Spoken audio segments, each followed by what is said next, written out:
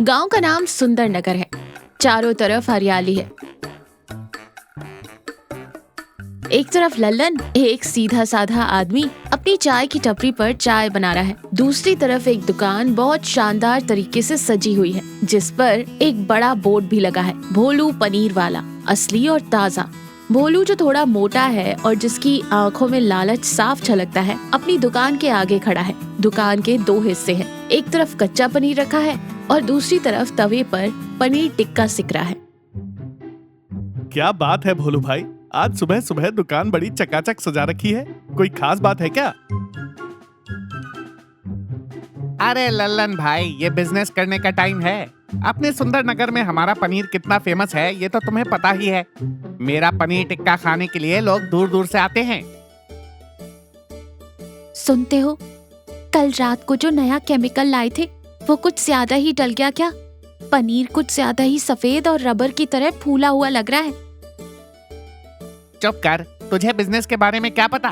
पनीर जितना सफेद होगा उतने ही अच्छे दाम मिलेंगे। वैसे भी इन गवारों को असली नकली का क्या फर्क पता चलेगा? इन्हें तो बस स्वाद चाहिए। थोड़ा पाम ऑयल और ऊपर से थोड़ा मैजिक मिला दो, बस 500 रुपए किलो वाला पनीर 100 रुपए में तैयार। अगर पकड़े गए तो? अरे कौन पकड़ेगा? और वैसे भी पनीर खाकर कोई ऊपर थोड़ी ना गया है आज तक। ज्यादा से ज्यादा पेट खराब होगा तो पुदीने की गोली खा लेंगे। तू बस गल्ले पे ध्यान दे।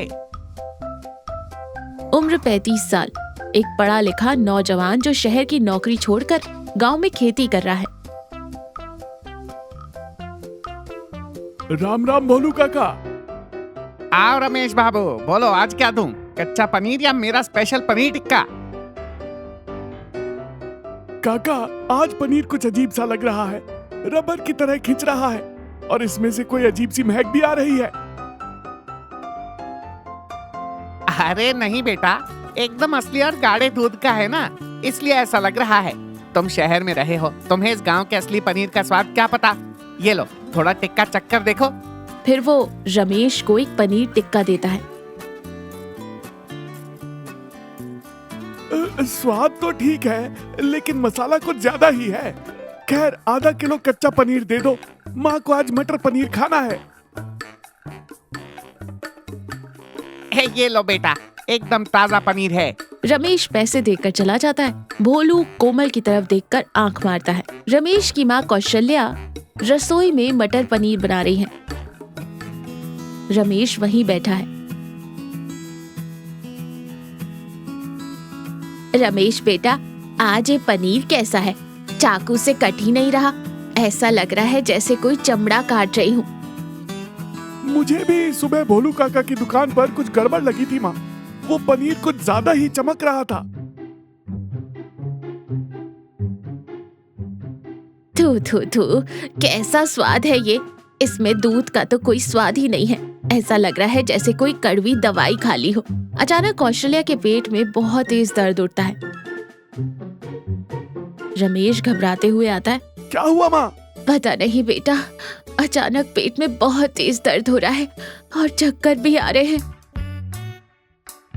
मुझे पूरा शक है ये उस भोलू के नकली पनीर का कमाल है। मैं अभी जाकर आयुर्वेदिक डॉक्टर साहब को लेकर आता हूँ।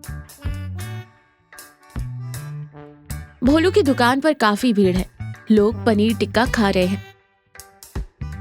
तभी रमेश वहां आता है। भोलू, तू अपने जहरीले पनीर में क्या मिला रहा है बे? सब लोग चौंक कर रमेश की तरफ देखने लगते हैं। क्या बकवास कर रहे हो रमेश? मेरा पनीर 100% शुद्ध है।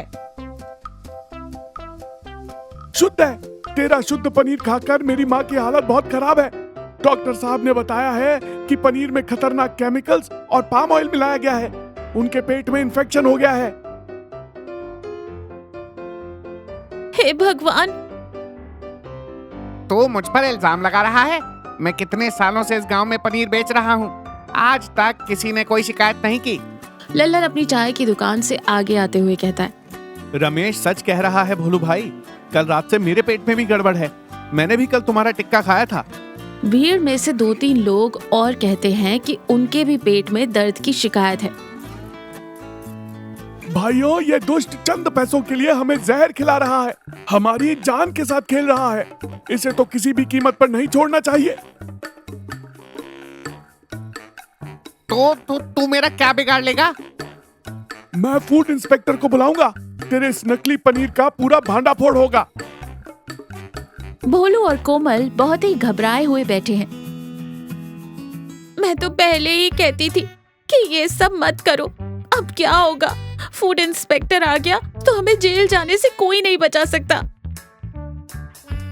तू अपना मुंह बंद रखेगी? मुझे कुछ सोचने दे। कल सुबह उठकर वो सारा नकली पनीर और केमिकल्स पीछे वाले सूखे कुएं में फेंक देंगे। किसी को कोई शक नहीं होगा। लेकिन रमेश तो फूड इंस्पेक्टर को लाने की बात कर रहा था।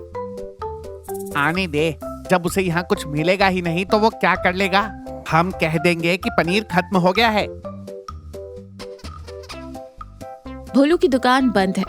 वो और कोमल दुकान के बाहर खड़े हैं। रमेश एक अधिकारी के साथ वहां आता है। शर्मा जी, यही है वो दुकान।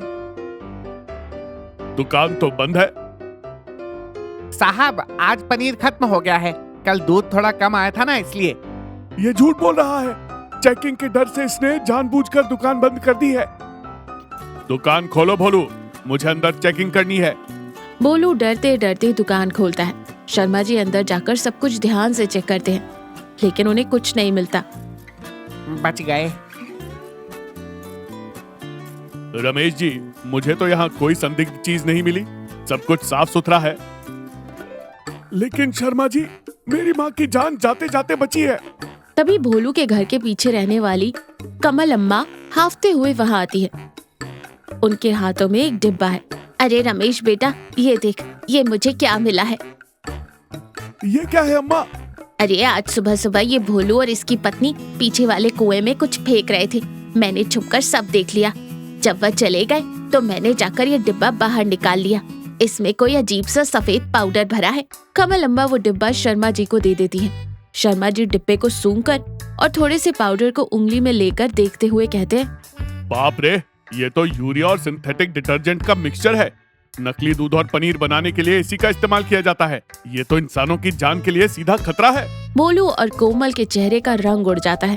कोमल जोर जोर से रोने लगता है। भोलू शर्मा जी के पैरों पर गिर पड़ता है। मुझे माफ कर दीजिए साहब, मेरी ही गलती है। पैसों के लालच में अंधा होकर मैंने ये नीच काम किया।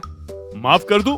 लोगों की जान के साथ बिजनेस करते हो और फिर माफी मांगते हो। तुम्हें इसकी कड़ी सजा मिलेगी। मैं तुम्हारा लाइसेंस तो कैंसिल कर ही रहा हूँ, साथ ही तुम पर भारी जुर्माना भी लगा रहा हूँ। कुछ दिनों बाद रमेश की माँ कौशल्या पूरी तरह से ठीक हो चुकी हैं। वह बरामदे में बैठी हैं। रमेश उनके पास ही बैठा है। तभी भोलू वहां आता है। उसकी हालत बहुत ही दयनीय है। उसकी आंखों से आंसू बह रहे हैं। भोलू कौशल्या के पैरों में गिरते हुए कहता है, मुझे माफ कर दीजिए दीदी, मेरे लालच की वजह से आपकी जान जाते जाते बची। अरे भोलू, ये क्या कर रहे हो? पहले उठो। मेरी जिंदगी तो बर्बाद हो गई दीदी। जुर्माना भरते भरते मेरी सारी जमा पूंजी खत्म हो गई। गांव वालों ने मुझसे बात करना तक बंद कर दिया है। मुझे मेरे पापों की सही सजा मिल गई। भोलू काका, पैसा ही सब कुछ नहीं होता। ईमानदारी और लोगों का विश्वास कमाना बहुत मुश्किल होता है, पर एक बार अगर वह चला जाए तो फिर कभी लौट कर नहीं आता। तुम बिल्कुल सही कह रहे हो रमेश। उस गिद्ध जैसे लालच के चक्कर में मैंने अपनी इज्जत और लोगों का प्यार दोनों खो दिए। मैं आज कसम खाता हूँ, अपनी जिंदगी में आगे से कभी भी ऐसी गलती नहीं करूंगा। इंसान अपनी गलतियों से ही तो सबक सीखता है भोलू। आगे से बस किसी का बुरा मत करना और ईमानदारी से जीना। भोलू आंसू पोंछता है और हाथ जोड़कर प्रणाम करता है, फिर वहां से चला जाता है। तो देखा, पैसों का लालच इंसान को अंधा कर देता है, लेकिन सच कभी नहीं छुपता। बुरे कर्मों की सजा हमेशा मिलती है। ईमानदारी और दूसरों का विश्वास ही जीवन की सबसे बड़ी और सच्ची दौलत है।